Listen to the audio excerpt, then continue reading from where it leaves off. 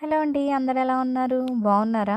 ఈ కర్ర ముక్కలు ఏంటా అనుకుంటున్నారా? ఇవి యాక్చువల్‌గా మన బ్యాక్ సైడ్ గార్డెన్‌లో పందిర్లాగా వేసామన్నమాట లాస్ట్ ఇయరు.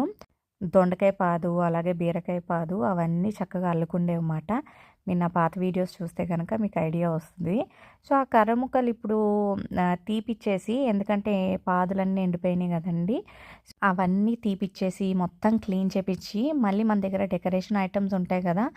పోల్స్ అయ్యి ఉంటాయి కాబట్టి, వాటితో మళ్ళీ కొత్తగా అయితే మళ్ళీ వేసాము. అది గూడా మీకు నెక్స్ట్ వీడియోలో చూపిస్తాను. సో, ఆ కర్రలు వేస్ట్ అవ్వకుండా ఇలా మేము ఇక్కడ ఫ్రంట్ గార్డెన్ ఉంది గదండీ! అక్కడైతే ఇలా కట్టించామాట. మా హస్బెండ్‌ని అడుగుతున్నాను. ఎందుకు ఇలాగ కడుతున్నారు అని చెప్పి నేనైతే క్లారిటీగా చెప్దామని మీకు కూడా అని అడుగుతున్నమాట. సో, ఇవన్నీ డ్రాగన్ ఫ్రూట్ మొక్కలు తీసుకొచ్చారు ఈసారి మా హస్బెండ్ అంతా. సో, ఇవేంటంటే సపోర్ట్‌గా ఉంటాయన్నమాట. సో, అవి ఎప్పుడైతే ఎదుగుతాయి కదా! ఇవి కొంచెం వంకర్ టింకర్‌గా వస్తూ ఉంటాయి కదండీ!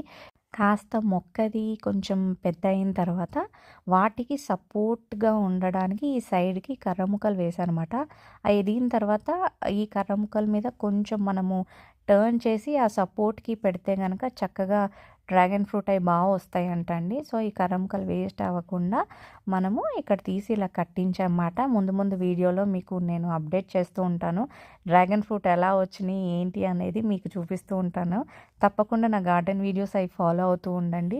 ఈ వీడియోస్ గనక నచ్చితే గనక తప్పకుండా లైక్ చేయండి, షేర్ చేయండి. అలాగే సబ్స్క్రైబ్ చేసుకోవడం మాత్రం మర్చిపోవద్దు.